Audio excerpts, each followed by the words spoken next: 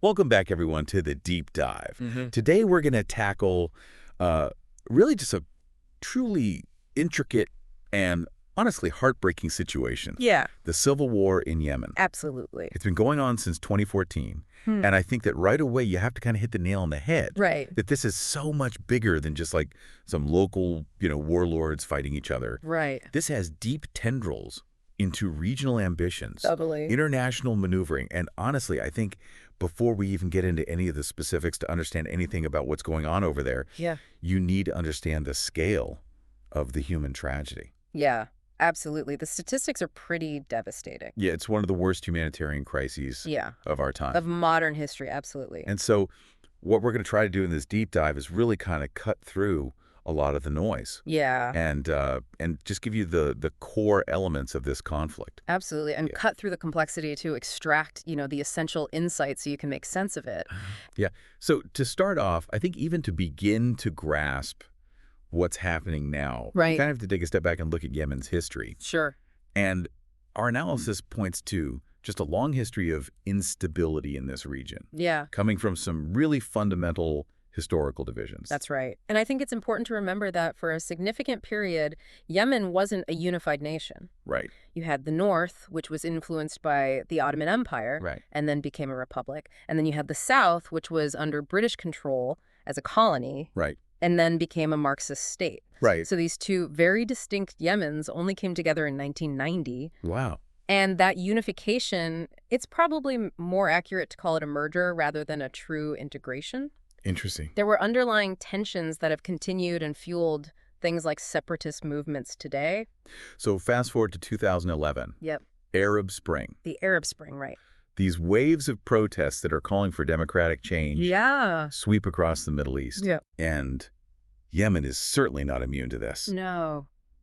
President Ali Abdullah Saleh, who had been in power for 33 years, Wow. stepped down in 2012. Yeah. His deputy Abdrabbu Mansour Hadi took over, but it sounds like he was facing a really, really uphill battle Yeah. trying to keep this together. Yeah. He inherited a country that was already struggling with so many issues. Yeah, And the transition was marked by political infighting, right, a weakening of the central government. right. And this created an opening for various factions to assert themselves. And really what ignited the current war that we're seeing was the Houthi rebellion in 2014, 2015. Right, and the Houthis are a group that we're going to talk about a lot during this episode, or during this deep dive, rather. Yep. But what we found was that they are a Zaidi Shia group from the north of the country. That's right. And this is a branch of Shia Islam that has a distinct historical presence in Yemen. Yeah. But they were really dissatisfied with the political situation. And Mhm. specifically, they were opposed to Saudi Arabia's influence in the country. And so in a pretty dramatic escalation, Yeah. they captured the capital Sana'a in September 2014. It was a pivotal moment, and it really triggered the intervention of the regional powers. Yeah. And to understand the complexity from that moment on, it's helpful to categorize all these different actors, right? So we're going to look at local forces within Yemen, regional powers with stakes, and then international actors. Right. So that makes a lot of sense, breaking this down into different levels. Totally. So let's start with the local forces Okay. on the ground. We've already mentioned the Houthis, also known as Ansar Allah. But what else do we need to know about them? Well, I think what's fascinating here is this Zaidi Shia identity, Right. which has these deep historical roots in Yemen, Right. but they see themselves resisting external interference. Okay, so they see themselves as like the true Yemeni people. Yeah, and specifically, they see Saudi Arabia as interfering. Right. And the analysis clearly indicates that they receive a lot of backing from Iran. Okay, and is this backing mostly like money and weapons? Yeah, logistical support, military, political support. Interesting. And they currently control not just Sana'a and the northern regions of Yemen, but also key ports along the Red Sea, which is strategically important.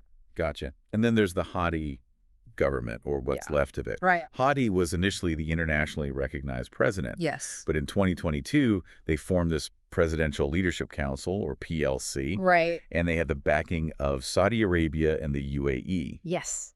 And at some point, they controlled Aden, but it sounds like right now they're in a pretty Yeah. fragmented state. Yeah, I think that's a crucial point. The authority that was internationally recognized has become increasingly dispersed, right? Right. And then there's another local player, which is the Southern Transitional Council, or STC. Right. These guys are backed by the UAE, and they want an independent South Yemen. Wow. Right. So that just introduces another layer of complexity because they frequently clash with the forces aligned with Houthi or the PLC, right? So it's really not even a straightforward two-sided conflict. No, none at all. And then to add to this already pretty crazy situation, you have groups like Al-Qaeda in the Arabian Peninsula, AQAP, yeah. AQAP, and ISIS Yemen, ISIS Yemen, right.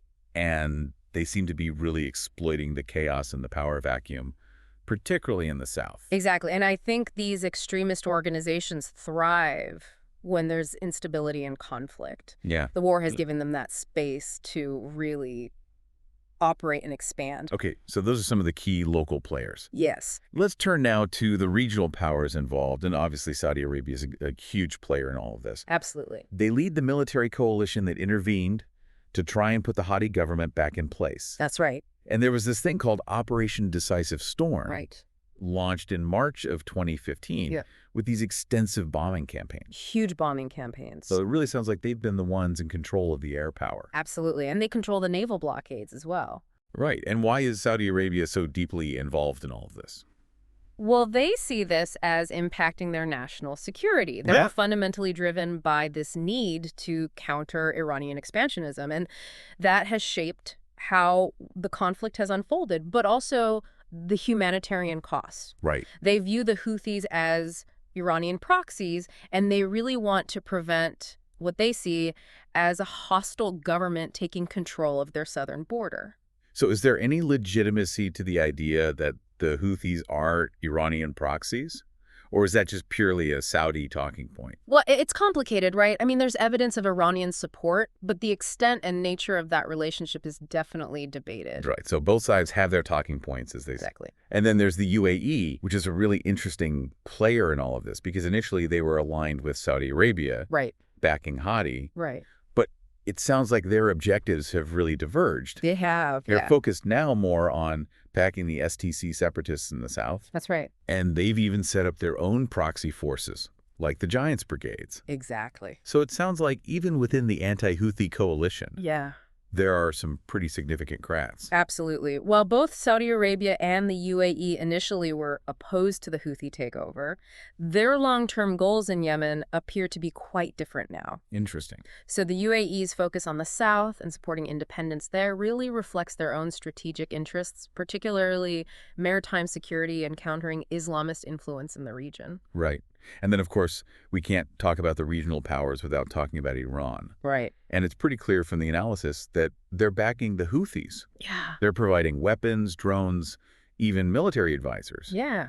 So it seems like Yemen has really become another battleground. Absolutely. Another arena for the regional competition between Saudi Arabia and Iran. Right. And I think what's really fascinating here is that Iran has managed to project its influence despite the geographical distance. That's a really good point. Right. Their support, while they deny it, has emboldened the Houthis and prolonged this conflict. Right. So we have this proxy war happening. And then in terms of the international actors, we have the U.S. and other Western allies Right. that are providing support to Saudi Arabia. Right. Weapons, intelligence, logistics. Yeah. The U.S. has also been carrying out drone strikes against AQAP and ISIS. Yeah. And this involvement of the U.S. and its allies is often framed within counterterrorism efforts. Right. And supporting the internationally recognized government. Right. But their support of Saudi Arabia, especially given the humanitarian consequences of the Saudi-led campaign, has drawn a lot of scrutiny. Yeah. And then finally you have the UN, which is really trying to broker some kind of peace here. Right. But it sounds like their influence is pretty limited. Yeah. Especially because of all these regional rivalries. Yeah, their efforts have been hampered by the lack of consensus among the regional and international players. You know, they've facilitated some ceasefires and they've provided aid, but a lasting solution has been elusive. So we've looked at who's involved. Yeah. Let's talk now about the why. Okay. Why is this conflict happening? Sure. And our analysis points to several different underlying causes beyond just the Houthi takeover. Absolutely. And I think it's important to start with the political instability, the challenges of that transition after Salah stepped down. Right. Remember, Hadi's government struggled to establish legitimacy. Right. It lacked the capacity to deal with the country's problems. Right. So that created a breeding ground for conflict. And then there are these sectarian and tribal divisions. Right. And Yeah. our analysis is careful to point out that this isn't solely a sectarian conflict, Right. but it's hard to ignore the fact that there's this tension Yeah. between the Zaidi Houthis and the Sunni-dominated government. I think you're right. It's crucial to avoid oversimplification. Yeah. Right. So sectarian elements play a role, but the conflict is also driven by tribal allegiances, regional power dynamics, long-standing economic grievances. Yeah. But the perception of marginalization among the Zaidi Shia population in the north has definitely contributed to the rise of the Houthi movement. And then, of course, there's the regional proxy war between Saudi Arabia and Iran. Yeah. We've talked about this already, but it's pretty clear that each side is backing Different factions. different factions within Yemen to advance their own interests. Absolutely. Iran sees the Houthis as a strategic asset. It's a way for them to put pressure on Saudi Arabia and project influence across the region. Right. Saudi Arabia sees Yemen as a vital buffer zone. Right. They don't want a government aligned with Iran on their southern border. Right. So this proxy dimension has really intensified and prolonged the conflict. And then finally, you have the economic collapse and the resource competition. Right. Yemen has oil and gas reserves. They have crucial trade routes. Like the Bab el-Mandeb Strait, yeah. The Bab el-Mandeb Strait. Super important for global shipping. So control over this territory, I imagine, is hugely important to all the players involved. The economic dimension is critical here. I mean, Yemen was already one of the poorest nations in the Arab world before the war. Right. The war has just made things drastically worse, widespread poverty, massive unemployment. Yeah. And control over these key economic assets and trade routes is a factor that everyone is considering. So we've got the background. Yeah. We've got the players. We've got the underlying causes. Yeah. Let's try to make sense of how all of this has unfolded over time. Okay. And the analysis breaks the conflict down into 4 distinct phases. Right. I think that chronological perspective is super helpful here. Yeah. So phase 1, 2014-2015, marked by that Houthi takeover of Sana'a, and then the Saudi and UAE intervention with Operation Decisive Storm in March 2015. Right. And that intervention is really when it became a much bigger regional conflict. Yeah, exactly. And then phase 2, 2015 to 2018, you see this intensification. Yeah. Saudi-led airstrikes ramp up. Yeah. But the Houthis are still holding on to key cities. Right. UAE-backed forces are gaining ground in the south, which we talked about before, leading to tensions with the Hadi government. Yeah. And then AQOP and ISIS are using all of this chaos to expand their influence. Exactly. The fragmentation of the state just created these opportunities for them to grow. Right. And it sounds like this phase was really all about military gains and territorial control. Yeah, absolutely. Which, of course, came at a huge cost to the civilians. Of course. Yeah. And then you get to phase 3. Yeah. 2018 to 2021. Right. And this is when things get into this kind of stalemate. Yeah, stalemate and this deepening humanitarian crisis. Yeah. So you have the Battle of Hodeidah in 2018, which was a major offensive by the Saudi-UAE coalition. They wanted to seize this port. Right. It was strategically really important. Right. But it ultimately failed. Wow. And we also see the beginning of peace talks during this phase, but they didn't really go anywhere. Yeah. And Iranian support for the Houthis seems to intensify. They started carrying out more missile and drone attacks on Saudi Arabia. Interesting. So it was a real turning point in the sense that the limitations of military force became really obvious. Yeah. And everyone realized that they needed a political solution rather than just a military one. Which brings us to phase 4. Right. 2022 to present. Right. Which is marked by these attempts at peace and these fragile ceasefires. Yeah. The UN brokered a ceasefire in 2022. Right. And thankfully, that did lead to a reduction in violence. Yeah, thank goodness. You also have these direct talks between Saudi Arabia and the Houthis starting in 2023. In 2023, yeah. And then, of course, you have this huge reconciliation between Saudi Arabia and Iran. Huge. That happened that same year. Yeah. And that seems to have really kind of helped push along the diplomatic efforts. Yeah, absolutely. But it's super important to remember that the conflict is not resolved. Right. We're not there yet. And all of this leads to the really tragic question of the human cost of this war. The human cost, yeah. And our analysis paints just a devastating picture.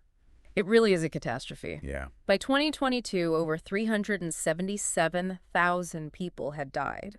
Wow. And that includes those killed directly in the fighting, but also from the indirect consequences like disease and lack of food. It's hard to even fathom that. And over 4 million people have been displaced from their homes. It's just an incredible scale of suffering. Absolutely. And then you have the famine and starvation. Right. It's really hard to even talk about. Yeah. 60% of Yemen's population is facing food insecurity. Yeah, and the blockade and the Houthi taxation of aid is just exacerbating this crisis. Right, so it's hard enough to get aid in there as it is. Yeah. And then you have these groups that are making it even more difficult. Exactly. It's making it almost impossible to get that aid to the people who desperately need it. Yeah, and it's not just the people who are dying. Right. What about the long-term health problems? Absolutely. The malnutrition, the just complete collapse of society. Yeah. People's lives have been completely upended. Absolutely. Their lives have been totally upended. Malnutrition leading to long-term health problems, breakdown of social structures, Yeah. no sense of normalcy for millions of people. And then you have the impact on health and infrastructure. Yeah.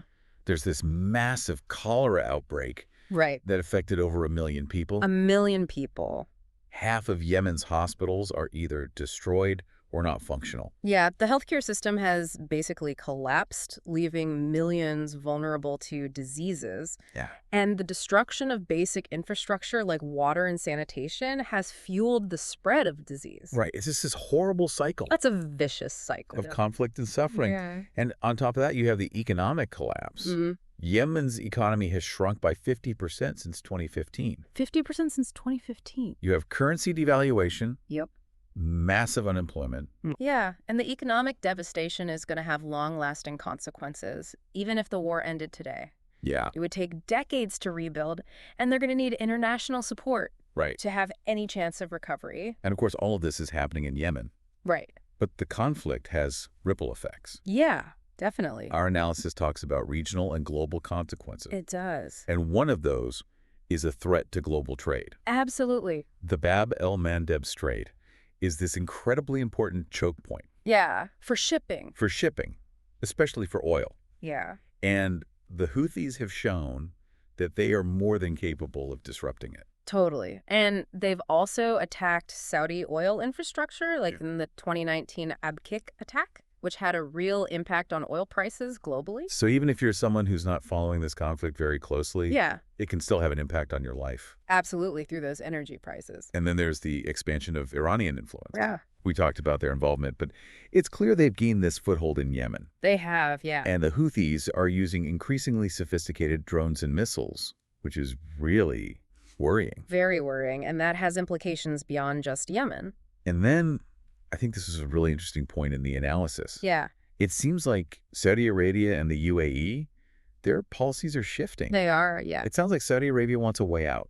Yeah, they're looking for a diplomatic exit, Yeah. and the UAE is focused on their own interests in the south. So that initial unity Yeah, that they had against the Houthis, it seems to be fracturing. the cracks are definitely showing. Yeah, and so where do we go from here? Right. What are the options? Well, the analysis outlines some potential resolutions, but it also acknowledges these uncertain futures. Right. So diplomatic solutions are the best case scenario, right? And that could look like a power-sharing government that includes the Houthis, the STC, other factions. Oh. It could look like direct negotiations between Saudi Arabia and the Houthis for a long-term peace. Right. It could involve a UN peacekeeping mission to stabilize the country. So those are kind of the optimistic scenarios. They are, but we also have to consider the possibility of continued stalemate. Right. So the war just kind of grinds on. It does, yeah. It becomes a low-intensity conflict with these periodic Yeah. flare-ups, Mhm. persistent instability, and that's unfortunately very plausible Yeah. because we still have these entrenched divisions, competing interests. Right. Without some kind of commitment to compromise, this could drag on for years. And then the most worrying scenario Yeah. is the possibility that Yemen just gets split up. It does, right. A Houthi-controlled north, a UAE-backed STC-dominated south. And that sounds like a recipe for even more chaos. Yeah, I mean, fragmentation would most likely lead to continued instability, potential new conflicts, and it would have devastating consequences for regional security and the humanitarian situation. Right, so as we wrap up this deep dive, I think what's clear is just how complicated Yeah. and multifaceted this conflict is. It really is, and it's this tangled web of local grievances, regional power struggles, and international involvement. And even though there have been these efforts at peace, Right. and the fighting has thankfully gone down, Yeah, a real lasting solution still seems far off. it does, yeah. And it all hinges on these really difficult compromises Yeah, that need to be made by everyone involved. everyone involved. So as we end here, I want to leave you with a final question. Okay. Given all these deep fractures and these competing interests, what do you think is the most significant hurdle to achieving peace in Yemen? Hmm. And what might a truly lasting solution look like? It's something I think we all need to really think about. Thanks for joining us on this deep dive.